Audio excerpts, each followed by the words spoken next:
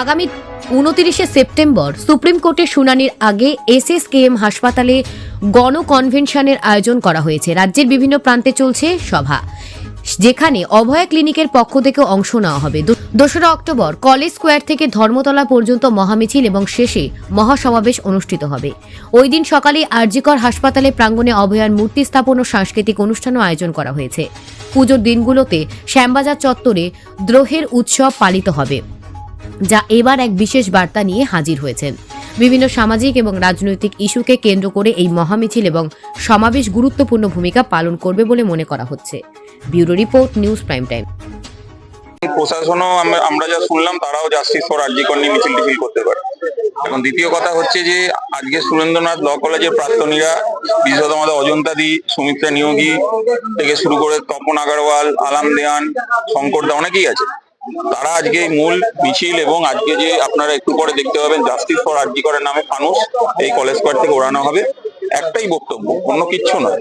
রাজ্য সরকার, কেন্দ্রীয় সরকার জাস্টিসের কথা বলুক, বিচারের কথা বলুক এবং দৃষ্টান্তমূলক শাস্তির কথা বলুক, যাতে এই ঘটনা পশ্চিমবঙ্গের বুকে আর না দেখতে হয়। মাথা হেঁট হয়ে গেছে লজ্জায় সবার।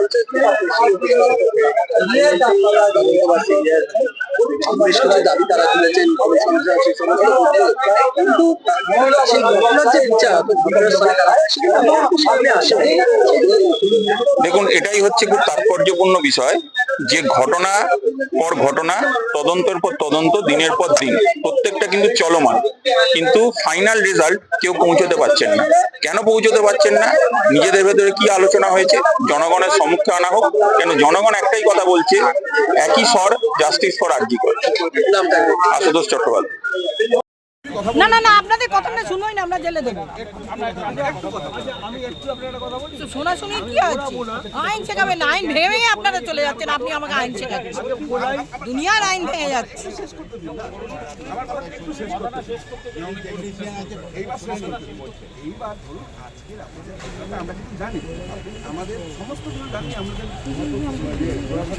তাহলে সাংবাদিকও তো হতো না। প্রোগ্রাম একটু আগেও একটা প্রোগ্রাম গেছে, শ্যামবাজার গেছে, তারপরে আপনারা একই জায়গা থেকে দুটো প্রোগ্রাম একসঙ্গে দিলেন কি করে? আগে সেটা বলুন তো আপনারা, যুক্তির কথা। একই টাইমে যার জন্য তো আমাদের প্রোগ্রামটা আজকে এই দুর্গতিটা হলো।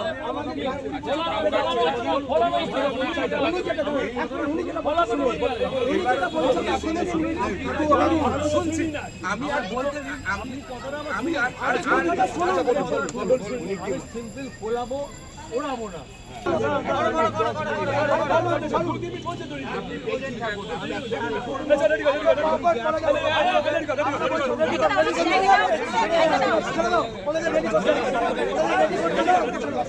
যাবে বুঝে নেবো আমরা, চলো।